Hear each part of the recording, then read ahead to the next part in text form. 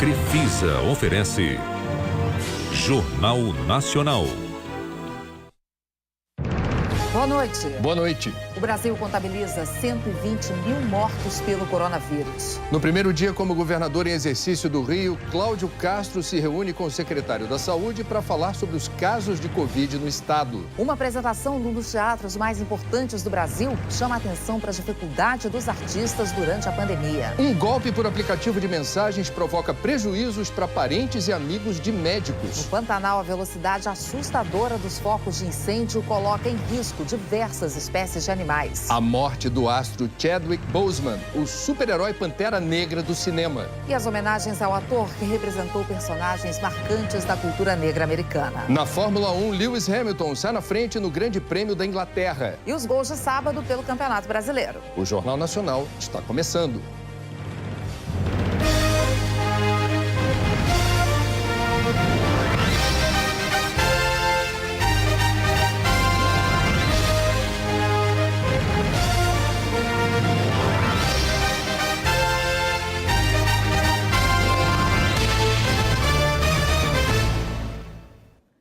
O Brasil passou das 120 mil mortes pela pandemia. E o total de casos superou os 3 milhões e 800 mil. Ainda nessa edição do Jornal Nacional, você vai ver a evolução do coronavírus nos estados. O governador em exercício do Rio de Janeiro, Cláudio Castro, do PSC, se reuniu pela primeira vez com a equipe da saúde para discutir o avanço da pandemia no estado. Cláudio Castro assumiu o governo ontem, após o afastamento de Wilson Witzel, do mesmo partido. O governador em exercício, Cláudio Castro, do PSC, chegou de manhã ao Palácio Guanabara, a sede do governo do Rio. Ele se reuniu com o secretário estadual de saúde, Alex Busquet, e disse que queria entender o recente aumento no número de casos da Covid no estado. Na segunda-feira, Castro fará a primeira reunião com o secretariado e vai discutir com o secretário de Fazenda a renovação do regime de recuperação fiscal, que permite ao Estado parar de pagar as dívidas com a União por 3 anos em troca do cumprimento de metas. O regime acaba no próximo sábado. O Estado quer renovar, mas ainda não houve acordo com o governo federal. Cláudio Castro é investigado pelo Ministério Público Federal no inquérito que apura irregularidades em contratações da saúde. Ele é suspeito de ter participado de um esquema de desvio de sobras do orçamento da Assembleia Legislativa para favorecer deputados. Ontem, houve busca e apreensão na casa dele e também contra a primeira-dama Helena Witzel. O escritório dela teria recebido mais de R$500 mil em contratações consideradas suspeitas. Wilson Witzel foi afastado por 180 dias do cargo de governador, mas manteve seus direitos políticos. Witzel está proibido de frequentar dependências do governo do estado, mas pode continuar morando na residência oficial do governador. Um dia após o afastamento, Wilson Witzel deixou o Palácio Laranjeiras para ir ao hospital. Por telefone, disse que teve prostatite, uma infecção na próstata. Foi atendido e já voltou para casa. O Ministério Público Federal denunciou Wilson Witzel e a primeira-dama Helena Witzel pelos crimes de corrupção passiva e lavagem de dinheiro. Na quarta-feira, a Corte Especial do STJ se reúne para decidir se mantém ou não a decisão do ministro Benedito Gonçalves, que afastou Witzel do cargo. No dia seguinte, acaba o prazo para os advogados do governador afastado apresentarem a defesa dele no processo de impeachment que corre na Assembleia Legislativa. O ministro Benedito Gonçalves, do Superior Tribunal de Justiça, expediu 17 mandados de prisão contra políticos e empresários. 3 pessoas estão foragidas. O empresário Vitor Hugo Barroso é apontado como operador financeiro de Pastor Everaldo, presidente nacional do PSC, preso ontem. Segundo o Ministério Público Federal, Vitor Hugo é o responsável pela contabilidade paralela da organização criminosa. A defesa de José Carlos de Mello afirmou que ele vai se entregar na segunda-feira. Os procuradores apontam que ele é um dos 3 chefes de núcleos de poder que cometiam irregularidades no governo. Também está foragido o advogado e suposto controlador da organização social Iabas, Roberto Bertoldo. O Iabas foi a organização social escolhida para montar e gerir os 7 hospitais de campanha planejados pelo Estado em uma contratação fraudada. 5 deles nunca ficaram prontos. O Ministério Público Federal descobriu que dos mais de 111 milhões de reais recebidos pelo Iabas dos cofres do Estado Em 10 meses, o escritório de advocacia de Roberto Bertoldo ficou com 7 milhões de reais.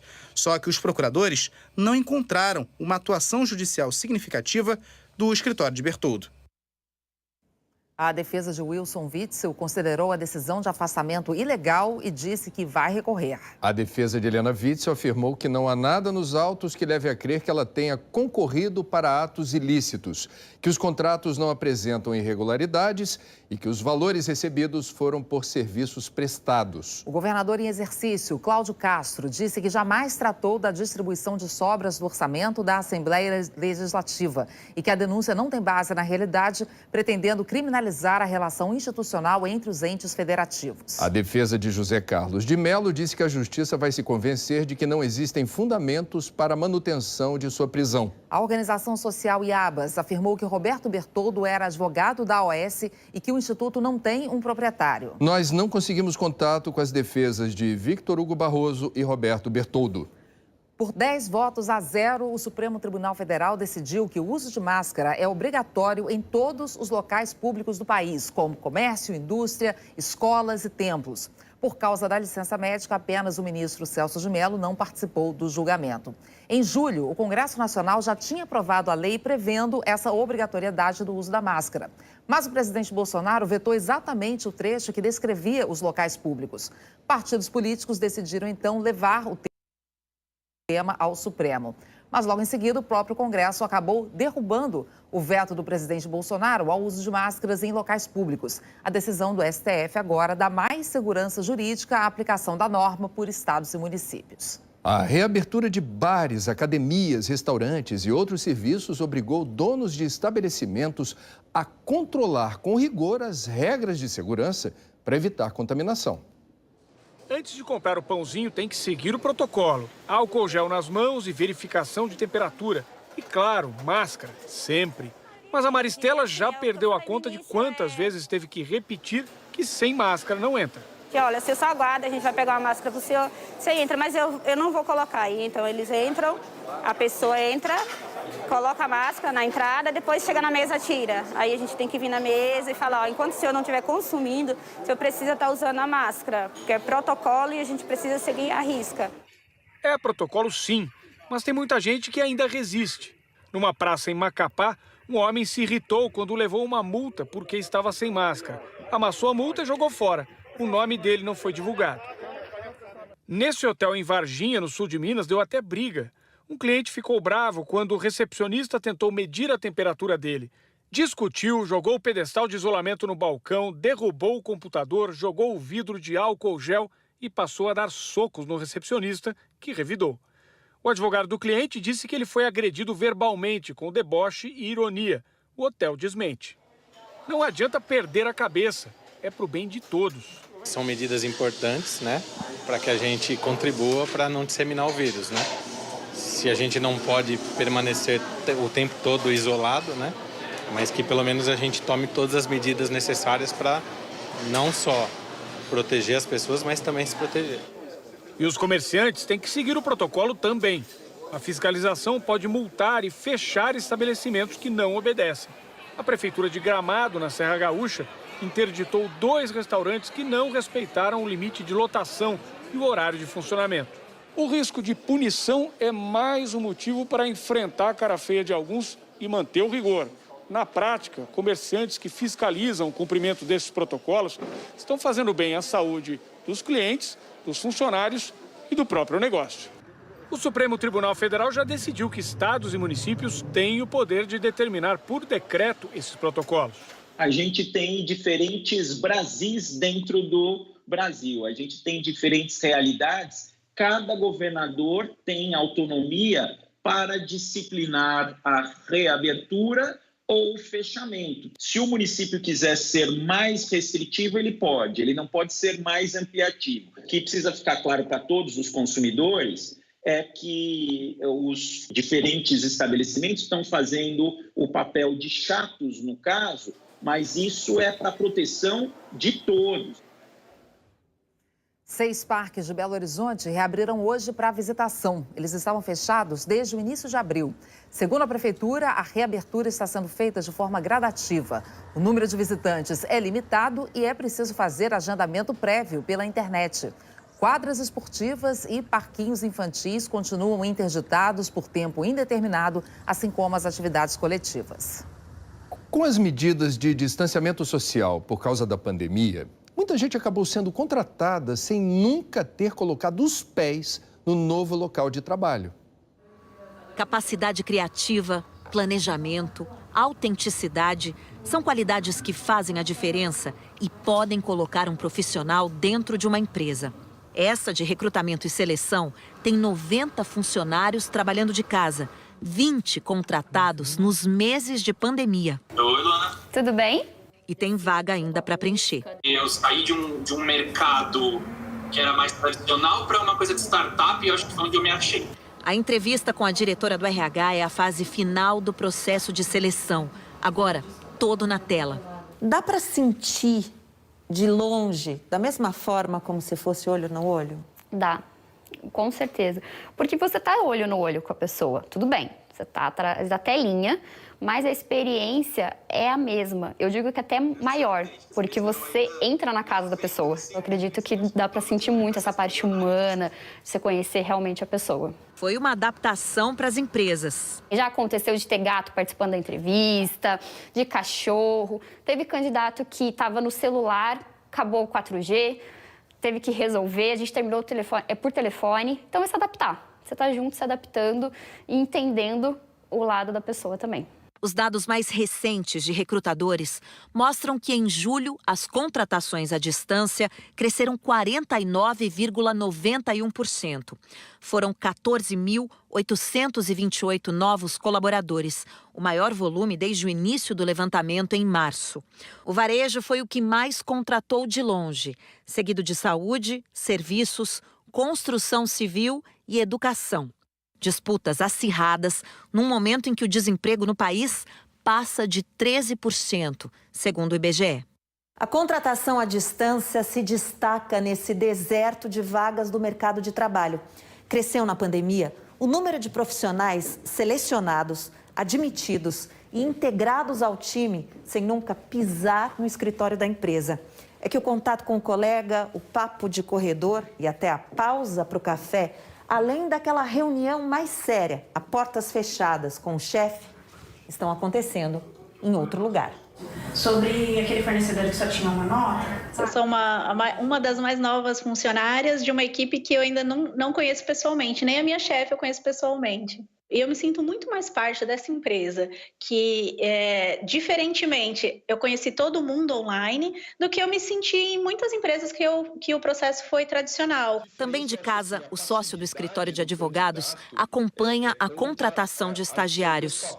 Eu acho que o candidato precisa ser muito proativo nessa entrevista para convencer aquele que está contratando a escolhê-lo. Se programar para essa entrevista, como se programa para uma entrevista de forma presencial, então com antecedência, testar aquela conexão para ver se o computador está funcionando, o microfone, o vídeo, principalmente o vídeo. O Caio encarou a câmera e conseguiu a vaga depois de 6 meses de angústia. A minha felicidade maior é ter conseguido uma recolocação. Conhecer meus novos colegas de trabalho, acho que vai ser uma consequência que eu espero que ocorra assim, que seja seguro para todo mundo.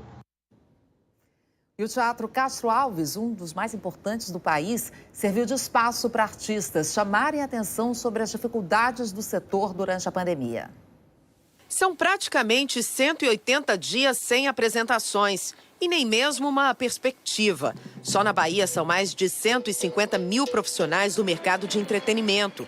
Na família de Luciano, todo mundo tem na música e na arte a única fonte de sustento. Tivemos que cancelar o plano de saúde porque não tinha condição de pagar o plano de saúde. Isso impactou a família inteira. Tem até artista fazendo rifa para sobreviver. É o caso do ator Luiz Salem. A gente não sabe quanto tempo a gente vai ficar nessa pendura toda. Na semana passada, foi regulamentada a Lei Aldir Blanc, que prevê uma ajuda emergencial para ações na área cultural, além de um auxílio de R$ 600 por 3 meses para trabalhadores do setor em todo o país. O dinheiro será encaminhado pelo governo federal e distribuído por estados, municípios e o Distrito Federal. Na Bahia, a Secretaria Estadual de Cultura criou uma plataforma para que os artistas possam se cadastrar. Até agora, 20 mil já se cadastraram. Entre eles, o ator Jackson Costa. Existem vários artistas daqui de Salvador, pessoas que eu conheço, que estão recebendo cesta básica para poder sobreviver. Então, olha que momento que a gente está vivendo, com um dinheiro que é nosso, já existe, já foi liberado e precisa que a burocracia seja mais humana. Enquanto a ajuda federal não sai, os artistas vão tentando se virar. No Teatro Castro Alves, o maior e mais importante centro artístico da Bahia, que em dias de espetáculo recebia em média 8 mil pessoas, agora o cenário é outro. Está tudo parado e aí claro que fica uma tristeza, né, dentro da gente, porque não se vê mais aplauso, não se vê mais nada. Quase 6 meses de um vazio absoluto. Uma escuridão e um silêncio como nunca se ouviu. E em meio a tanta saudade de uma rotina que encanta e fascina, é que surgiu um projeto para tentar trazer de volta a alegria do teatro. Concerto para o guarda-roupa. No lugar do público, o figurino que deu vida a milhares de personagens em mais de 50 anos de história. Mais de 1.500 poltronas ocupadas de um jeito diferente.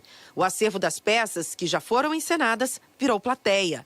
Foi a forma em que nós encontramos também de realizar algo e nos comunicar com o nosso público que está distante. Ou seja, viver esse momento.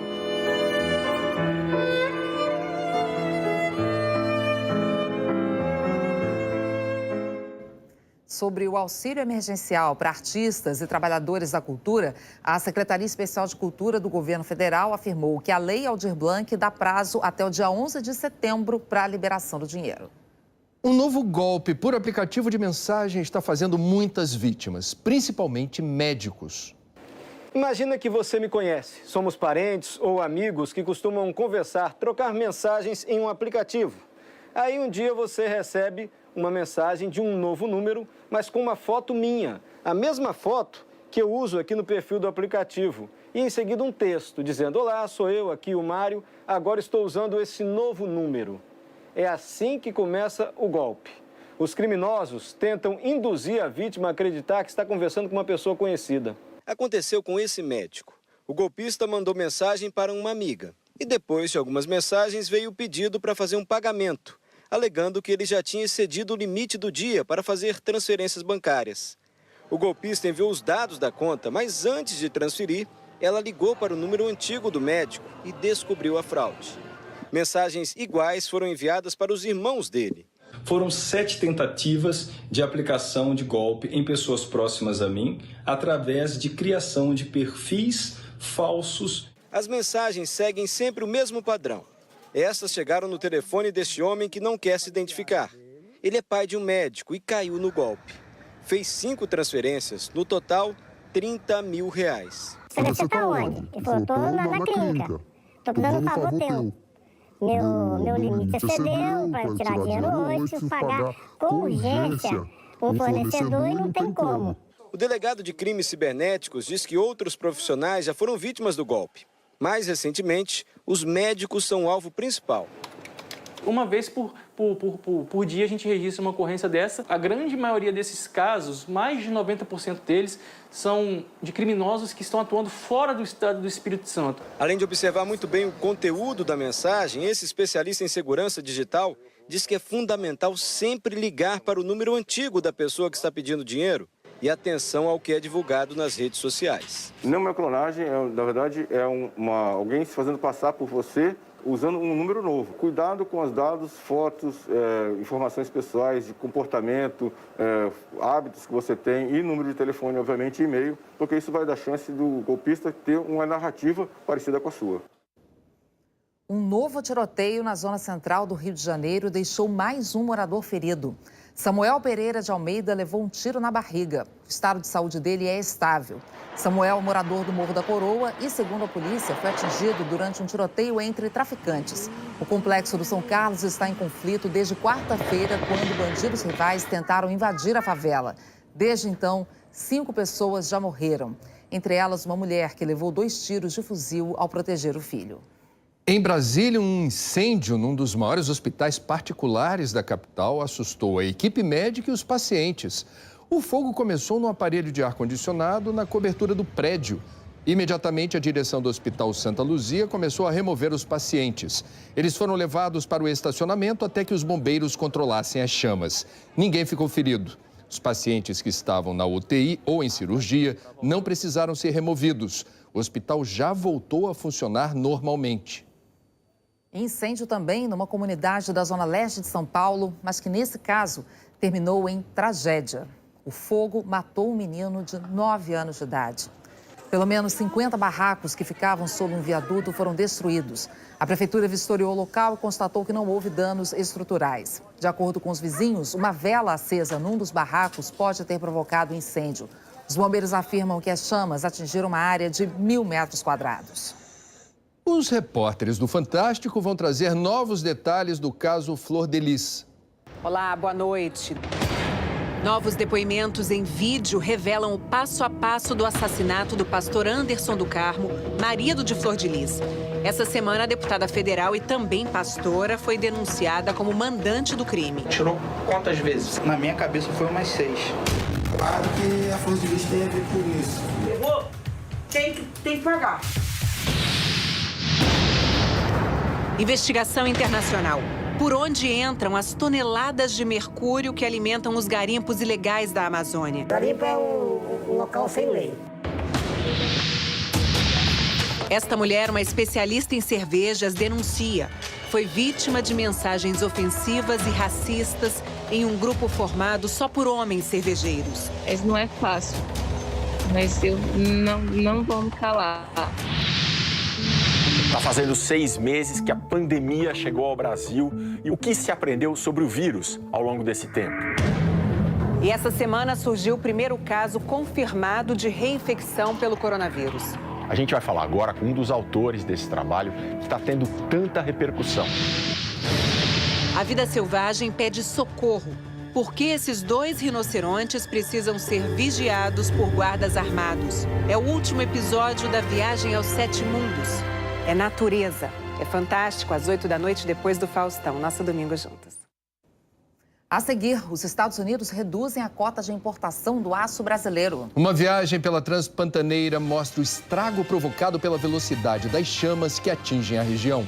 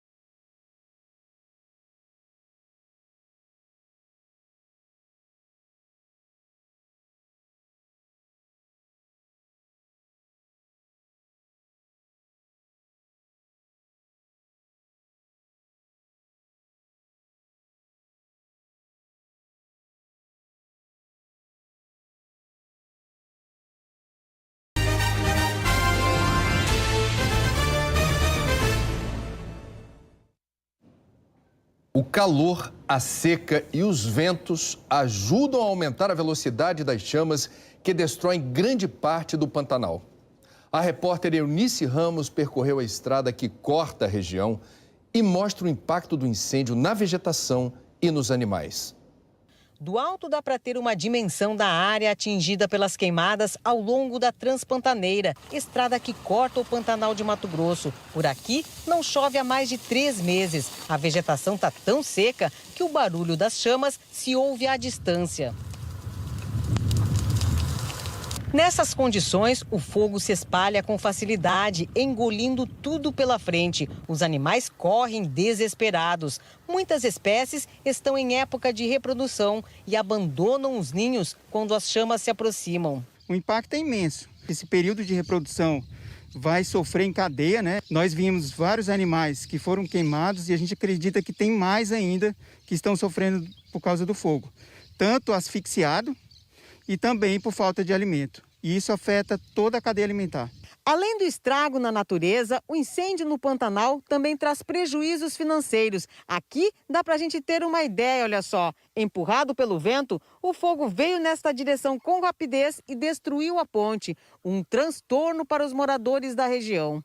Este fazendeiro não teve tempo de levar o gado para um local seguro. Pelo menos 20 animais morreram queimados. Ele vinha vindo, o fogo ia queimando. Quase que os peão morrem também com o fogo. Aí não tem como salvar, aí tem de largar a mão. Porque aí o fogo atropela o gado, atropela a gente e tem de largar. Só em Mato Grosso, 940 mil hectares de vegetação no Pantanal já foram destruídos. Os ribeirinhos estão assustados com a velocidade do fogo e temem que ele atinja as casas. Dona Maria está sempre alerta para evitar uma tragédia. Toda a vida teve queimada, mas não como está este ano, né? Para tudo quanto é lado, tem fogo, então a gente fica apavorado de ver isso. Eu fico com medo de ela chegar e atingir meu barraco. Além do Pantanal, agora os incêndios atingem também a Chapada dos Guimarães. O fogo começou ontem e se espalhou pelos morros, chegando perto desta pousada. O vento forte e o tempo seco dificultam o trabalho dos brigadistas do ICMBio e dos bombeiros. Ainda não foi divulgado o tamanho da área destruída pelo incêndio, mas o reflexo das queimadas já é visto de longe. A seca também castiga moradores de Mato Grosso do Sul. A umidade do ar está tão baixa que já atingiu um nível de emergência. Corumbá, 39 graus. A criançada se refresca no Rio Paraguai. A umidade do ar chegou a 8%. Durmo com toalha molhada dentro de uma bacia pequena. Parece que está dentro de uma bolha trancada, né? Muito quente. Muito quente demais. Dá tonteira? Dá, chega a dar tonteira. A gente fica com o corpo ruim, né? Bem dolorido. Esse céu azul é lindo, mas não é bom sinal não, viu? Significa secura total, ausência de vapor de umidade na atmosfera. Quando tem nuvem, elas formam uma camada protetora que retém a umidade durante a noite e devolve em forma de chuva. Agora, com esse calorão todo, a gente parece que vai derreter. Dá um cansaço e é perigoso até desidratar. É importante beber bastante água, 2 a 3 litros de água ao dia. Em Campo Grande, onde a umidade chegou a 11%, os amigos aproveitam o lago para passar a tarde. Miriam também ameniza o mal-estar com um mate bem gelado. Dá uma dificuldade para respirar, como se fosse um pouco mais pesado mesmo. Mas é o ar, né, que vai ficando, quanto mais calor, o ar vai ficando mais seco, vai dando mais dificuldade. Especialistas explicam que essas ondas de calor e secura já são reflexo do aumento do desmatamento nas últimas décadas e das queimadas. Diminuindo a umidade da atmosfera e cortando a vegetação, o que acontece? Você aumenta o fluxo de calor sensível, né, entre a superfície e a atmosfera, causando o quê? Um aumento da temperatura da atmosfera. De belo mesmo, somente os ipês que floresceram antes do tempo. A planta entende que vem mais estiagem por aí e precisa espalhar sementes. E o tempo seco no centro-oeste do Brasil é assunto para Jaqueline Brasil, lá de São Paulo. Boa noite, Jaqueline. Como é que vai ser o tempo nesse domingo, hein? Oi, André. Boa noite para você, para Ana e boa noite para todos com tempo seco no domingo, que vai continuar, inclusive, nos próximos dias. Pelo menos nas 2 próximas semanas, não há previsão de chuva para o centro-oeste do país e por 2 motivos. Estamos no período seco do ano, portanto, é comum isso acontecer e uma grande massa de ar seco está bem em cima da região em toda a área central do país. Essa massa funciona como uma tampa e empurra o ar para baixo. Conforme o ar se aproxima do solo, ele esquenta, fica mais quente. E esse aquecimento se prolongando por vários dias, a tendência é que a umidade despenque mesmo. Amanhã, a umidade do ar deve cair de novo nas áreas em amarelo e principalmente laranja, onde o índice pode ficar abaixo dos 20%, que é estado de alerta. Cuiabá pode ficar em estado de emergência. Hoje, a umidade ficou em 5%. E amanhã pode cair de novo para 6%, com 40 graus de máxima, mais seco até do que em algumas cidades do deserto do Saara. É o caso de Gadamés, no oeste da Líbia, na África, com 8% de umidade relativa do ar e máxima de 44 graus. Agora, tem algum lugar amanhã com previsão de chuva, Jaqueline? André, em algumas áreas do país, por exemplo, pode chover em quase todo o norte, menos nesse pedaço do Pará e também no Tocantins, onde o tempo fica firme. No Nordeste, a chuva passageira fica concentrada na faixa leste, do Rio Grande do Norte até o sul da Bahia. E no Sudeste, chove só no norte do Espírito Santo. E em Minas, no Rio e aqui em São Paulo, o domingo vai ser de muito sol e calor. Já no sul, o risco é de temporal para o Rio Grande do Sul e por causa da passagem dessa frente fria. Por isso, a temperatura já cai bastante em Porto Alegre, máxima só de 20 graus. Mas nas outras capitais, o destaque realmente vai ser o calor. Até em Curitiba, máxima de 27, 32 aqui em São Paulo, 35 no Rio, que é a mesma de Campo Grande, que, aliás, hoje foi o dia mais quente do ano por lá. Em Teresina, faz 38, 33 em Belém. E para encerrar, já adianto a tendência para os próximos dias. Tempo firme em grande parte do país. Pode chover no norte, também no sul. No meio da semana, deve chover fraco em algumas áreas de São Paulo. A previsão é que uma frente fria um pouco mais forte traga chuva e um ar mais frio no final da outra semana. E isso vale para o sul e também para o sudeste. Bom domingo para vocês, André, Ana. Para você também. Obrigada, Jaqueline. E o presidente americano Donald Trump baixou um decreto reduzindo a quantidade que produtores americanos poderão comprar de aço semi-acabado brasileiro. Trump argumentou que precisa proteger o mercado siderúrgico dos Estados Unidos, que sofre os efeitos da pandemia. Segundo o Instituto Aço Brasil, a restrição irá representar uma queda acentuada das vendas no 4º trimestre, de 350 mil toneladas para 60 mil toneladas. Desde abril, o Brasil vinha respeitando um sistema de cotas estimado em 3,5 milhões de toneladas por ano. Esse sistema foi adotado no lugar de um aumento da taxa de importação do aço brasileiro em 25%. No decreto, Donald Trump disse que os 2 países vão voltar a conversar em dezembro. Em nota conjunta, o Itamaraty e o Ministério da Economia disseram que mantém a firme expectativa de recuperação do setor siderúrgico americano. Expressaram otimismo com a negociação em dezembro e afirmaram que o governo brasileiro mantém, inclusive, a firme expectativa na elevação dos níveis de comércio de aço semi-acabado com os Estados Unidos. O Papa Francisco anunciou neste sábado o novo núncio apostólico para o Brasil. É o arcebispo Dom Giambattista de Quatro.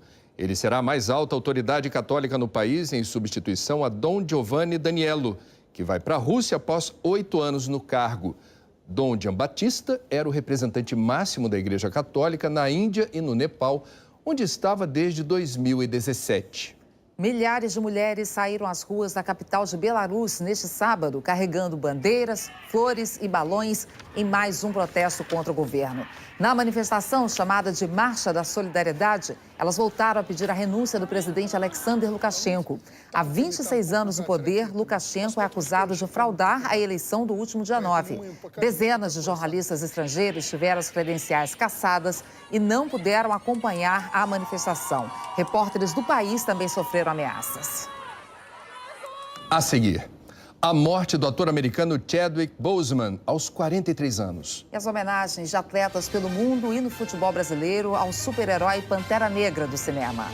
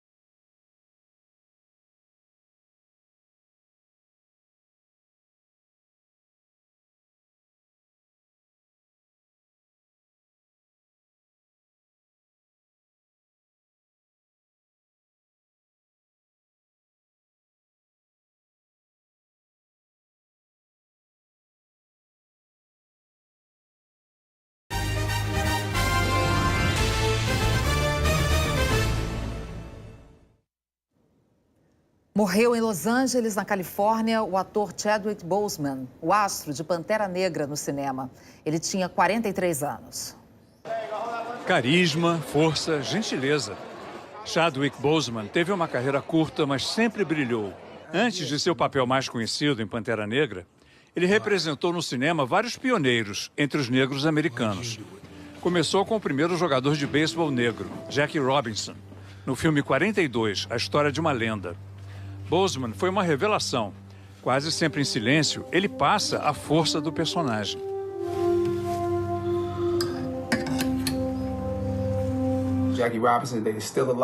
Este ano, Boseman criou o programa Operação 42, o número com o qual Jackie Robinson jogava, para ajudar hospitais que servem à comunidade negra na pandemia. Ele também representou o cantor James Brown no filme do mesmo nome, e Thurgood Marshall, o primeiro juiz negro na Suprema Corte, em Marshall, Igualdade e Justiça. Thurgood Marshall, with the NAACP. Em 2016, Boseman foi diagnosticado com câncer de cólon, no estágio 3, uma das fases mais avançadas. E foi aí, em meio a internações para cirurgias e quimioterapia, que a carreira dele decolou. Foi quando a Marvel o escolheu para o papel de Pantera Negra no filme Capitão América: Guerra Civil. Em 2018, o personagem ganhou seu próprio filme, Pantera Negra, um grande sucesso no mundo todo, que faturou mais de $1 bilhão. Boseman é T'Challa, o rei de Wakanda, um país fictício na África. Com roteirista, diretor e quase todos no elenco e na produção negros, o filme recebeu 7 indicações ao Oscar, inclusive melhor filme. A crítica o considera o melhor entre os filmes de super-heróis e um marco na cultura negra. Em entrevista à correspondente Sandra Coutinho, em 2018, o ator falou sobre o sotaque original que ele inventou para o personagem. Para mim, esse foi o toque que trouxe a sensação de ancestralidade, de que ele não é um herói americano, europeu, é um herói africano. E foi ótimo ver a ideia se espalhar pelo resto do elenco. Quando a morte foi anunciada, o ator Denzel Washington, um incentivador da carreira de Boseman, escreveu: ele era uma alma gentil e um artista brilhante, que vai ficar conosco pela eternidade, através de suas atuações marcantes numa carreira curta, mas ilustre. There is no Black Panther without Denzel Washington. O ator Lázaro Ramos disse: obrigado por nos ajudar a sonhar mais um pouco e por sermos um pouco mais orgulhosos de quem somos. O advogado, filósofo e professor Silvio Almeida escreveu que sua vontade imensa de permanecer vivo em suas obras nos oriente. O ex-presidente Barack Obama lembrou a visita de Boseman na Casa Branca. Ele era abençoado. Ser jovem, talentoso e negro e usar esse poder para dar às crianças heróis para servir de modelo e fazer isso em meio a tanta dor. Oprah Winfrey elogiou a grandeza do ator em meio a tantas cirurgias e quimioterapia. Que coragem, que força, que poder. Isso é que é dignidade. Boseman deixa a saudação com os braços cruzados no peito, que ele criou para o Pantera Negra. Wakanda, para sempre.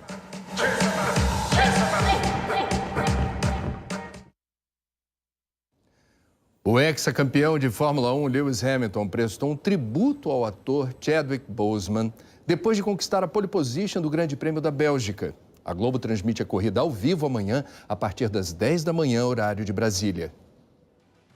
Os braços cruzados sobre o peito têm a força para ser o novo punho cerrado no ar. Gestos que simbolizam a luta por igualdade racial. Causa da vida de Lewis Hamilton e também de Chadwick Boseman, ator americano que interpretou o Pantera Negra, morto ontem aos 43 anos, vítima de câncer. A pole position de número 93 da carreira do Hamilton ficará marcada pela homenagem ao super-herói dos cinemas. O Chad foi uma pessoa tão importante, especialmente na comunidade negra, para as minorias. O que ele fez com aquele filme tocou meu coração.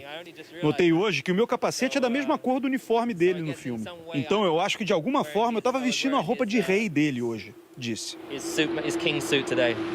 Hamilton, um super-herói da vida real, consegue correr com esse carro de uma forma que não parece humana.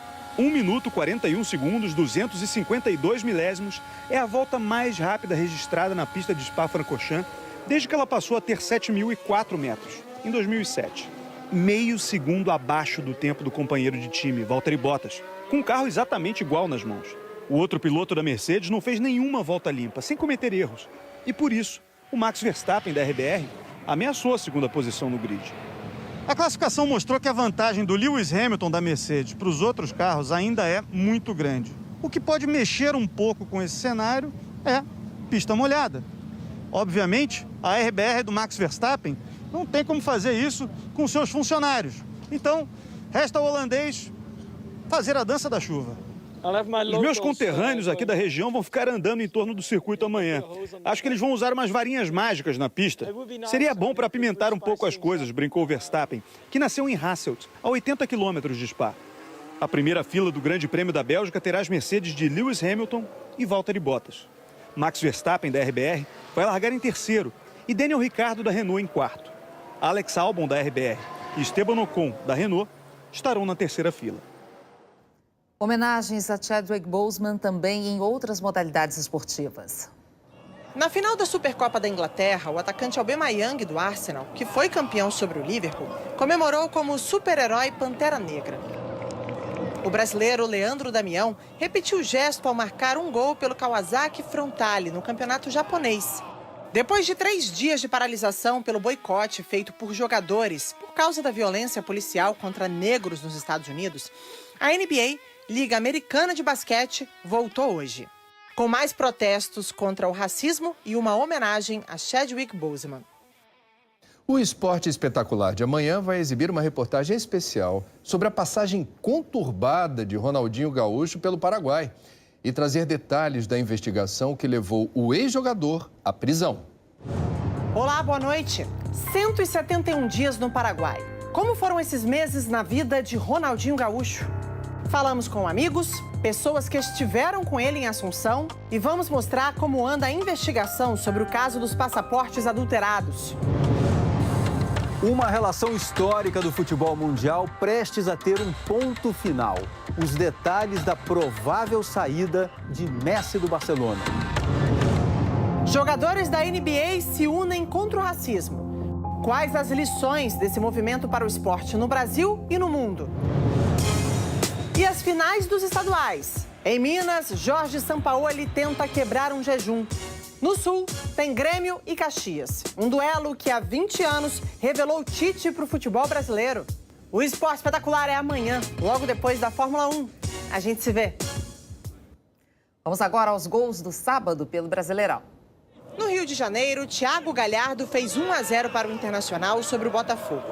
E Bosquilha definiu a vitória do Inter por 2-0. O Botafogo teve 2 gols anulados pelo árbitro de vídeo. O goleiro Gatito Fernandes chutou o equipamento do VAR na saída do gramado. E a cabine ficou aí, ó, desse jeito. Dodi colocou o Fluminense na frente do Vasco no Maracanã com esse belo gol. Fred aumentou, 2-0. Thales Magno descontou no fim e definiu o placar do clássico, 2-1. Em Salvador, o Palmeiras abriu o placar contra o Bahia com o gol do Zé Rafael. O Bahia empatou com Marco Antônio na falha do goleiro Everton. Pela Série B do Brasileirão, o Vitória venceu o Paraná com esse gol de pênalti de Léo Ceará no Barradão, em Salvador. Em Belo Horizonte, o zagueiro Eduardo Bauerman fez o primeiro gol do América Mineiro sobre o Cruzeiro. E na comemoração, o gesto do Pantera Negra em homenagem ao ator Chadwick Boseman. Mateuzinho marcou o segundo do América. E Arthur Caíque, de falta, diminuiu para o Cruzeiro. Placar final, América 2, Cruzeiro 1. A seguir, o retrato da pandemia nos estados brasileiros no dia em que o país ultrapassa os 120 mil mortos pela Covid.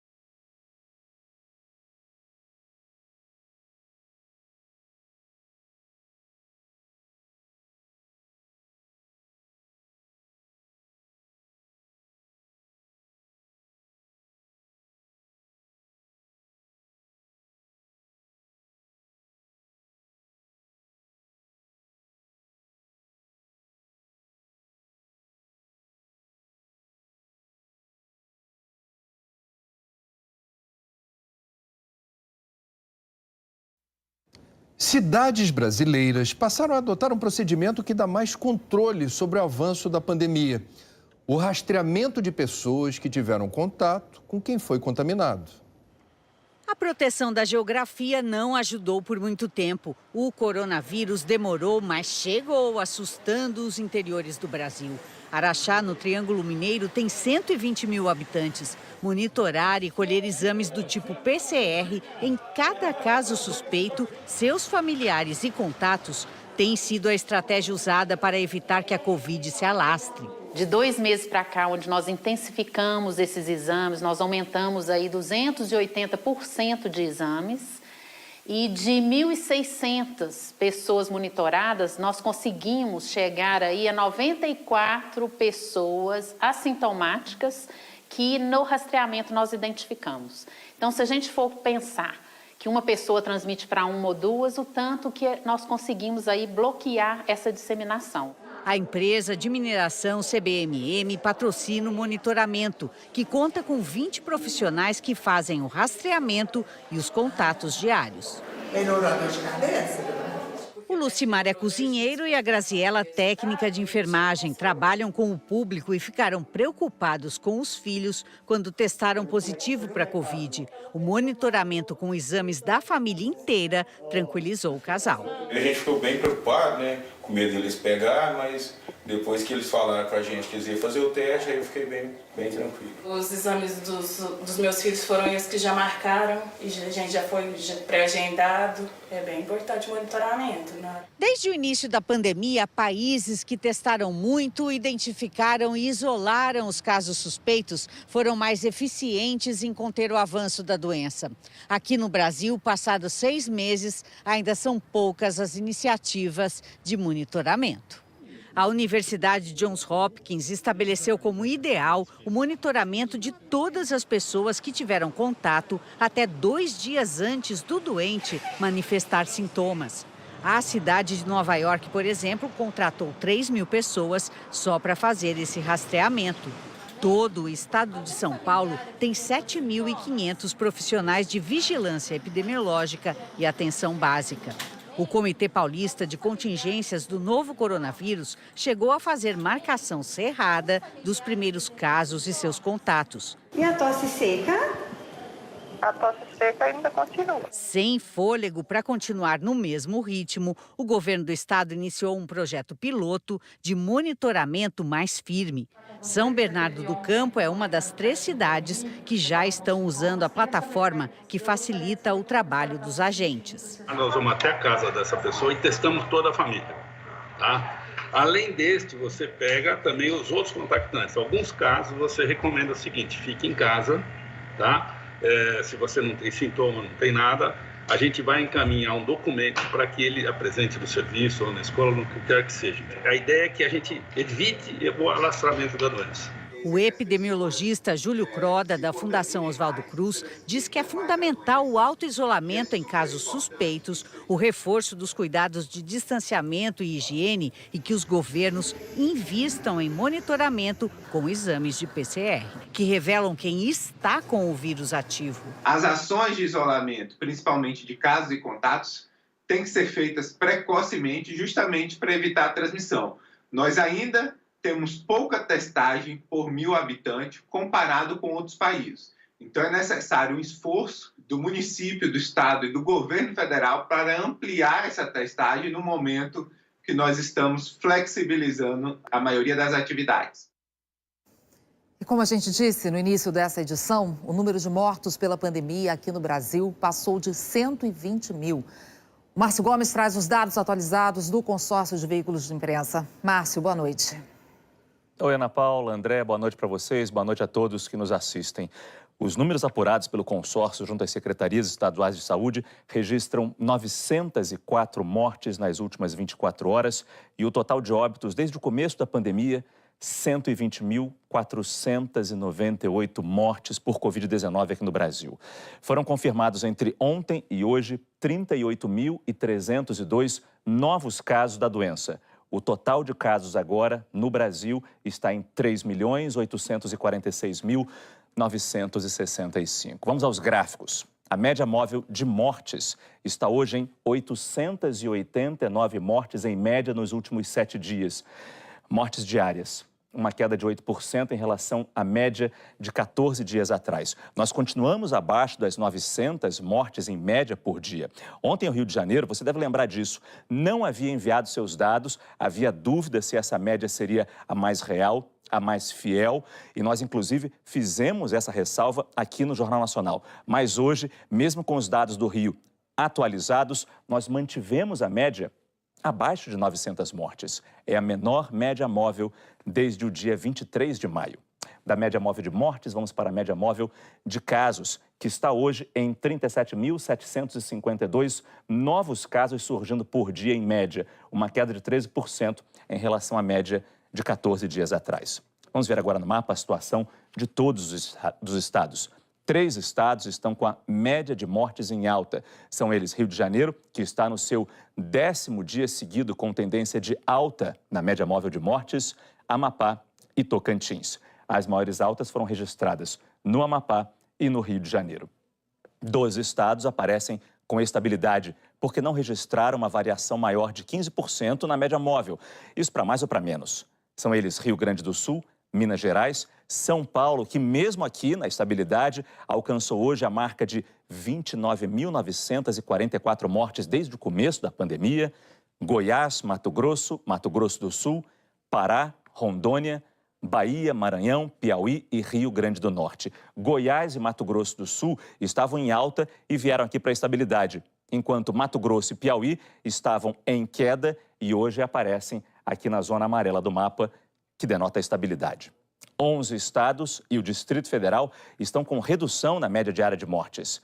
Paraná, Santa Catarina, que completa uma semana em queda, Espírito Santo, Distrito Federal, Acre, Amazonas, Roraima, Alagoas, Ceará, que está desde o dia 18 desse mês em queda, Paraíba, Pernambuco e Sergipe.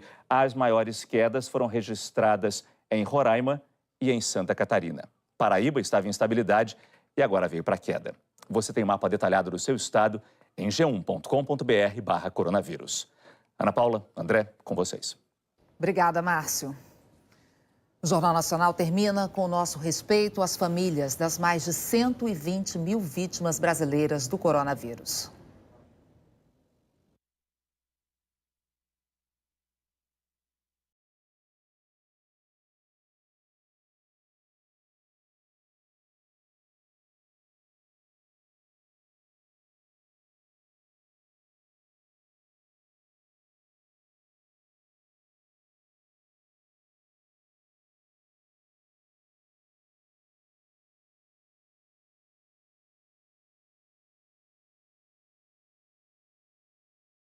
O capítulo anterior. Rafael nunca amou a Maria Amália. O que ele quer mesmo é dar o golpe do baú.